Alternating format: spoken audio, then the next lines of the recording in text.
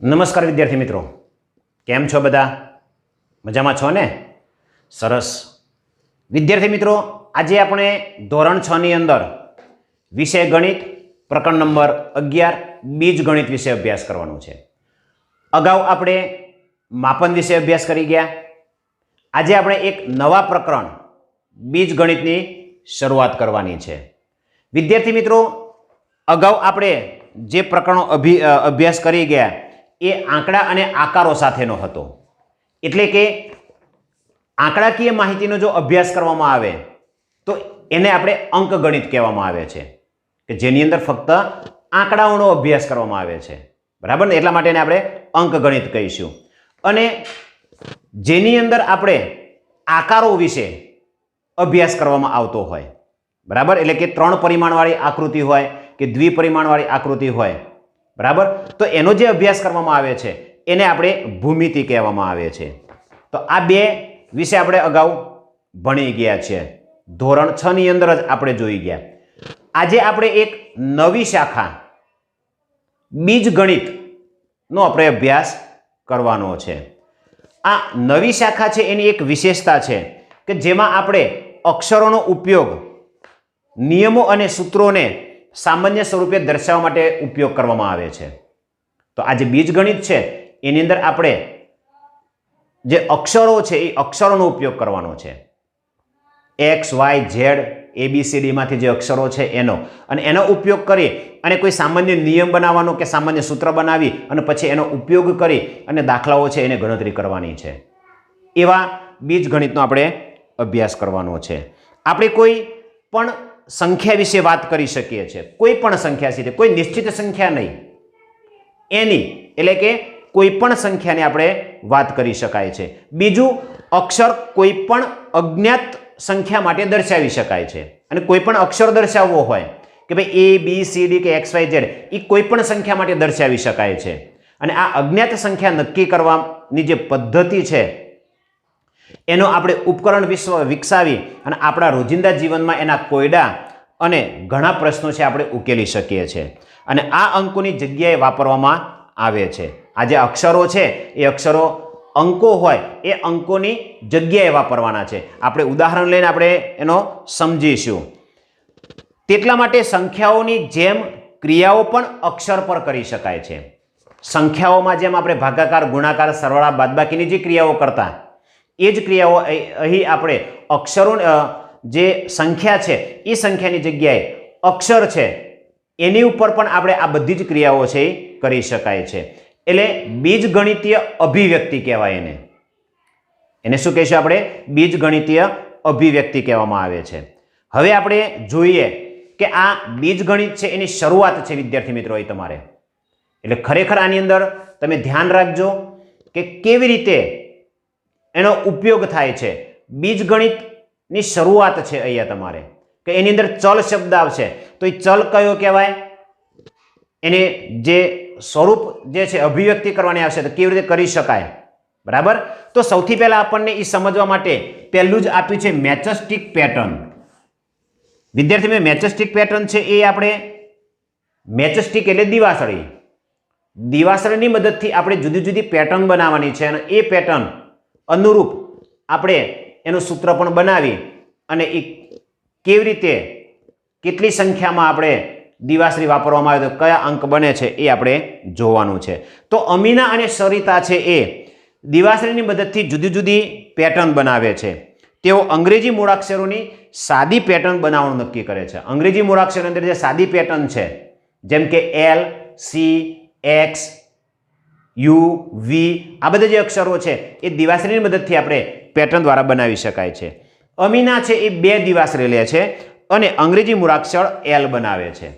અમીના છે એ 2 દિવાસળી લે છે, તો તમે પણ એક 2 દિવાસળી તમે લઈ શકો છો. તો અહીંયા હું એ 2 દિવાસળી લઉં છું, તમે જુઓ, અને L બનાવું છું.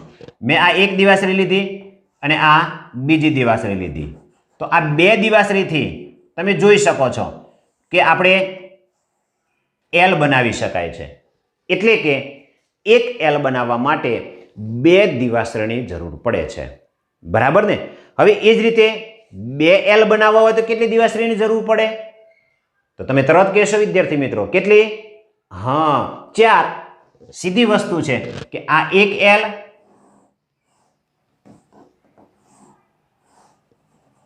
અને આ બીજો L, એટલે કે 2L બનાવવા માટે 2 દિવાસળીની જરૂર પડે.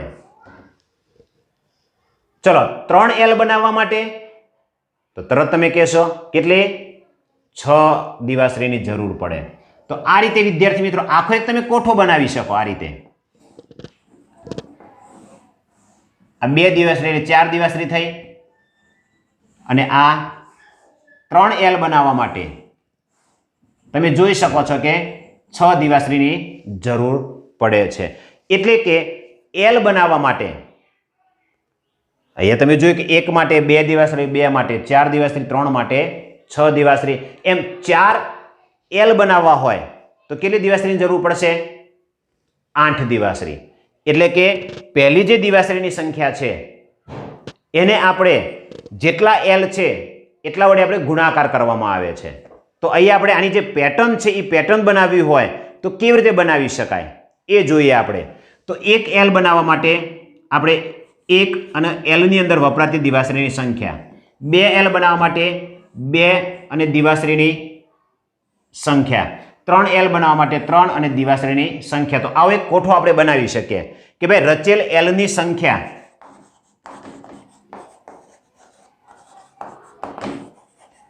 અને જરૂરી દિવાસળીની સંખ્યા.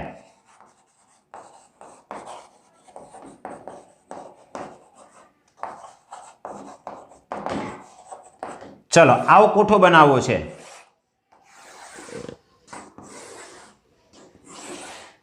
ચલો આપણે 1L રચવો હોય, રચેલ L ની સંખ્યા એટલે 1L રચવા માટે 2 દિવાસળીની જરૂર પડે.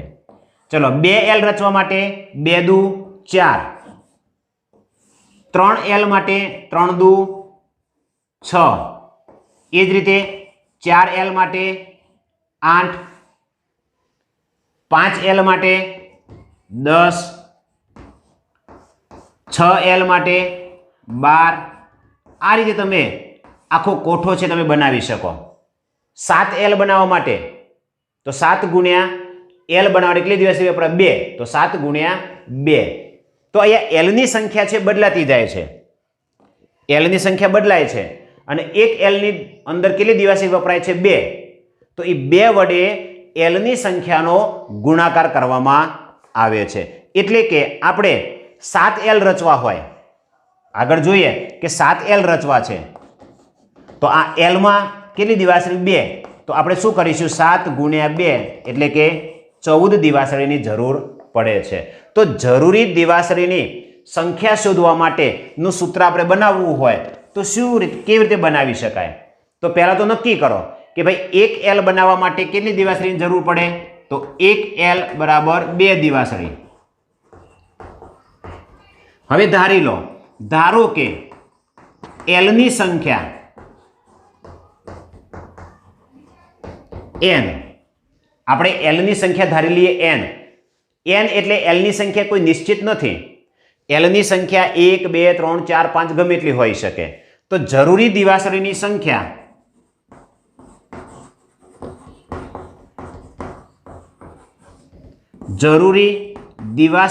સંખ્યા બરાબર શું થશે? 2 ગુણ્યા L ની સંખ્યા.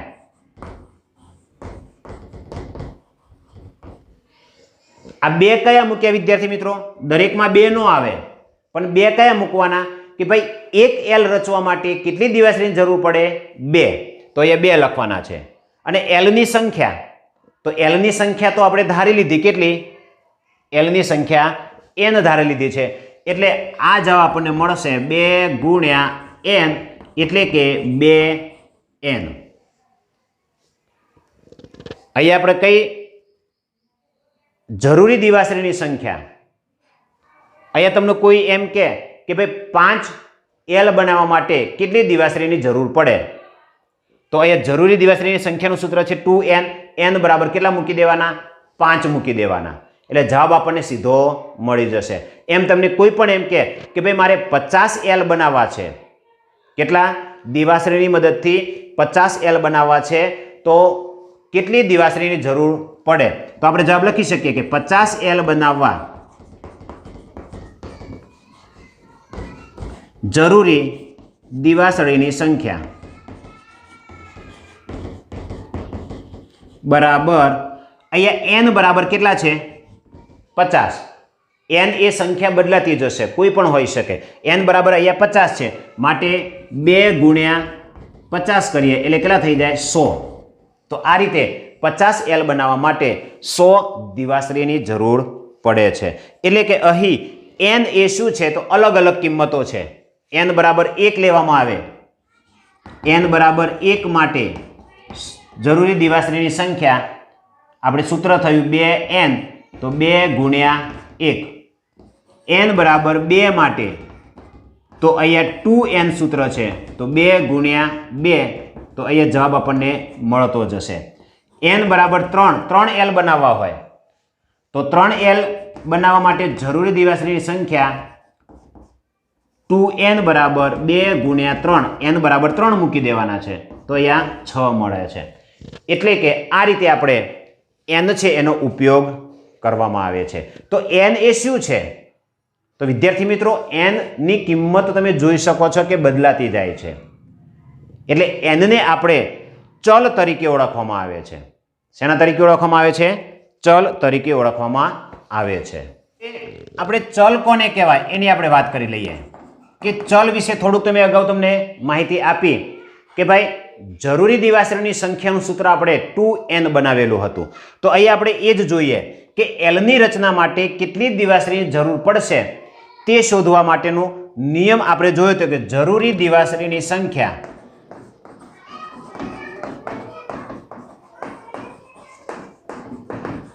બરાબર 2n આપણે ઉપયોગ કર્યો હતો. તો અહીં n એ શું છે? તો આ આપણે જોઈએ કે અહીં આ n છે એ શું છે? n એને શું કહી શકશું? તો રચવામાં આવતા L ની સંખ્યા છે. તો n એ રચવામાં આવતા L ની સંખ્યા. હવે આ રચવામાં આવતા L ની સંખ્યા છે એ જુદી જુદી બદલાઈ શકે છે. એટલે કે n નું મૂલ્ય, કારણ કે n એ રચવામાં આવતા L ની સંખ્યા છે, એટલે L નું મૂલ્ય બદલાતું રહેતું હોય. કારણ કે 1L રચવું હોય, 2L રચવા હોય, 3L રચવા હોય, તો અહીંયા n નું મૂલ્ય છે એ બદલાતું રહેતું હોય છે. 1, 2, 3, 4, 5 એમ જરૂર પ્રમાણે આપણે બદલાતું રહેતું હોય છે. તો અહીંયા કોષ્ટકની અંદર આપણે જોઈ ગયા હતા કે 1L રચવા માટે 2 દિવાસળી, 2L રચવા માટે 4 દિવાસળી, બરાબર. તો અહીં n એ ચલનું ઉદાહરણ છે. તો અહીંયા 2n માં n એ ચલનું ઉદાહરણ છે. અને આ જે ચલની જે કિંમત છે એ બદલાતી રહેતી હોય છે. ચલની કિંમત છે ચોક્કસ નથી હોતી. આ પણ એક યાદ રાખજો કે આપણે જે ધારીએ છીએ એ ચલ છે એ ચલની n ની કિંમત, એટલે કે ચલની કિંમત નિશ્ચિત નથી.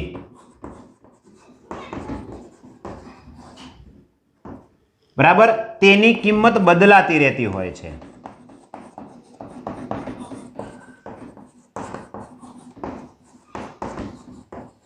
આ જે n છે ચલ તરીકે આપણે લઈએ n, એની કિંમત છે એ બદલાતી રહેતી હોય છે.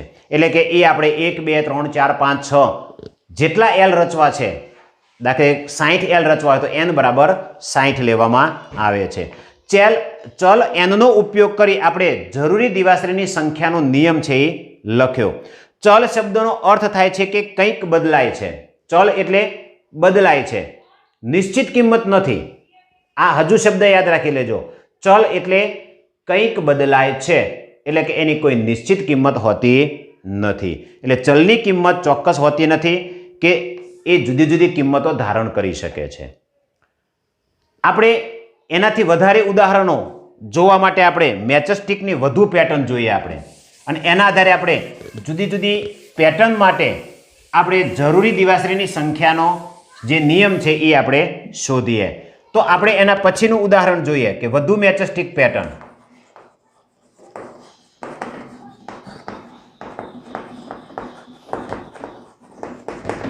તો એમાં આપણે પહેલો કે સી રચવા માટે જરૂરી દિવાશ્રી એના માટેનો આપણે નિયમ શોધીએ. ચલો, સી રચવું હોય તો પહેલા તો એક સી રચવા માટે કેટલા દિવાશ્રીની જરૂર પડે એ શોધવાનું પહેલા, સૌથી પહેલા. તો આપણે જોઈએ તો ભાઈ સી રચવો હોય એટલે એક દિવાશ્રી આડી મૂકવી પડે, પછી આ બીજી દિવાશ્રી છે આપણે ઊભી મૂકવી પડે, અને આ ત્રીજી દિવાશ્રી મૂકીએ ત્યારે આપણને સી મળે છે. એટલે કે નક્કી કર્યું કે ભાઈ એક સી રચવા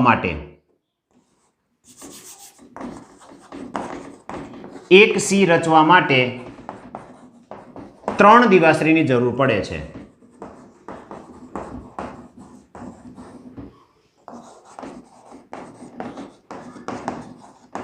ચલો, બે સી રચવા માટે તો તમે બે સી આ રીતે રચી શકાય.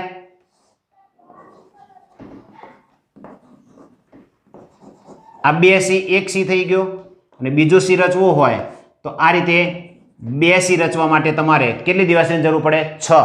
તો આવો કોઠો પણ આપણે બનાવી શકીએ છીએ, કોષ્ટક બનાવી શકીએ કે રચેલ સી ની સંખ્યા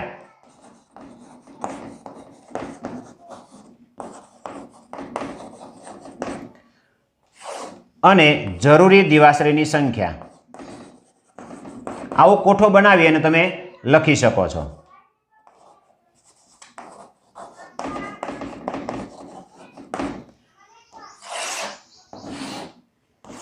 ચલો, એક રચવા માટે તમે જોશો તો 3, પછી 2 રચવા માટે 6, 3 રચવા હોય તો 9, બરાબર ને, અને 4 રચવા હોય તો 12 દિવાશ્રીની જરૂર પડે.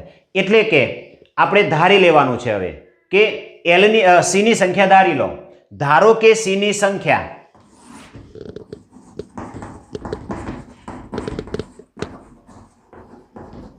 તમે ચલ તરીકે કોઈ પણ સંખ્યા ધારી શકો. એ પણ તમને કહી દઉં કે ચલ તરીકે આપણે ABCD જે અક્ષરો છે Z સુધીના, એમાંથી કોઈ પણ અક્ષરને ચલ તરીકે ધારી શકો છો. ABCD પૈકી છેક Z સુધીના અક્ષરો પૈકી કોઈ પણ અક્ષરને ચલ તરીકે તમે ધારી શકો છો. તો અહીંયા સી ની સંખ્યા આપણે ધારી લીધી મેં m. અહીંયા મેં m નો લીધો ઉપયોગ, બરાબર. તો જરૂરી દિવાશ્રીની સંખ્યા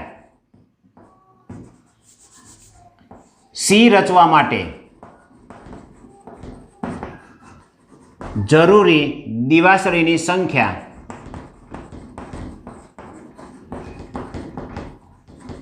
બરાબર શું કરવાનું? એક સી રચવા માટે કેટલી દિવાશ્રીની જરૂર પડે? તો 3. તો અહીંયા 3 લખવાના, ગુણ્યા આપણે સી ની સંખ્યા. હવે 3 ગુણ્યા સી ની સંખ્યા આપણે ધારી લીધી હતી કેટલી? m. એટલે આનો જે સામાન્ય નિયમ બને છે એ 3m બનશે. એટલે કે સી રચવા માટે જરૂરી નિયમ છે એ 3m બને છે. અહીં m બરાબર આપણે અલગ અલગ લઈ શકીએ. m બરાબર 1, 2, 3, 4 જુદી જુદી સંખ્યાઓ છે આપણે લઈ શકાય છે. તો આ રીતે આપણે સી રચવા માટે 3m સૂત્ર બને છે. ચલો, એવી જ રીતે બીજી કોઈ પેટર્ન આપણે, હવે તમને સીધી પેટર્ન, કોઠો દોરવાની જરૂર નથી, અને સીધી આપણે પેટર્નનું જે સમીકરણ છે, જે સૂત્ર છે કે નિયમ છે એ બનાવવો હોય તો કેવી રીતે બનાવી શકાય? ચલો, f બનાવવા માટે હવે f માટેનો નિયમ જોઈએ.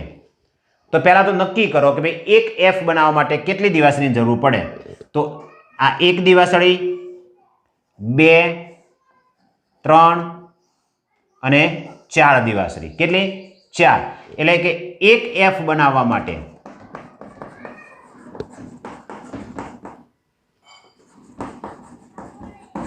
4 દિવાસળી. ધારો કે f ની સંખ્યા, હવે આપણે f એક જ છે, એવા ઘણા બધા f હોઈ શકે, તો f ની સંખ્યા ધારી લઈએ. ધારો કે f ની સંખ્યા આપણે ધારી લઈએ x ધારી લીધી, કોઈ પણ લઈ શકાય, x ધારી લીધી. તો એફ બનાવવા માટે જરૂરી દિવાસળીની અથવા તો જરૂરી દિવાસળીની સંખ્યા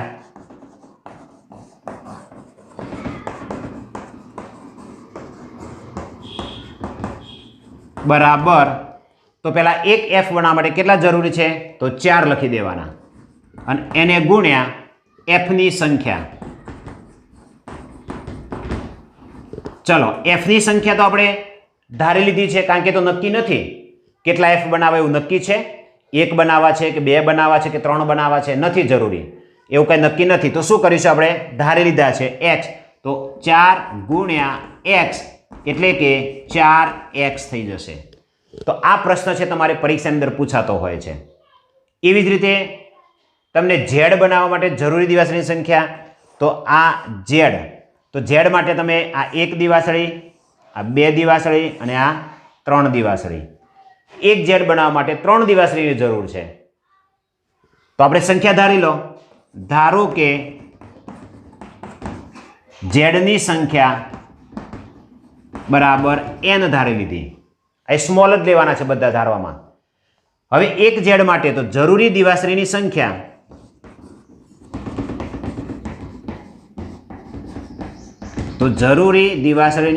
બરાબર એક ઝેડ બનાવવા માટે કેટલી જરૂરી છે ભાઈ? 1, 2 અને 3. 3 ગુણ્યા n અને એના બરાબર 3n થશે. તો આવી રીતે અંગ્રેજી મૂળાક્ષરનો કોઈ પણ તમને પૂછે તો સૌથી પહેલા શું કરવાનું? એક અક્ષરો બનાવવા માટે કેટલી દિવાસળીની જરૂર પડે એ શોધી કાઢો. જરૂરી જે અક્ષર છે એ કેટલા, એના માટે ધારી લેવાની કે ભાઈ ધારો કે એફની સંખ્યા કે એનની સંખ્યા કે ઝેડની સંખ્યા બરાબર ધારી લેવાના અને દિવાસળીની એક અક્ષર બનાવવા માટે જરૂરી દિવાસળીની સંખ્યા ગુણ્યા કુલ સંખ્યા છે બંનેનો ગુણાકાર કરી અને સામાન્ય નિયમ છે એ મેળવી શકાય છે. તો આ રીતે તમે જાતે બીજા જે અક્ષરો છે, યુ છે, વી છે, ત્રિકોણાકાર છે, ચોરસ છે કે ચોરસ છે, આ બધા આકારો માટે પણ તમે પેટર્ન છે બનાવી શકો છો. તો તમારે જાતે આ પ્રયત્ન કરવાનો છે. Thank you.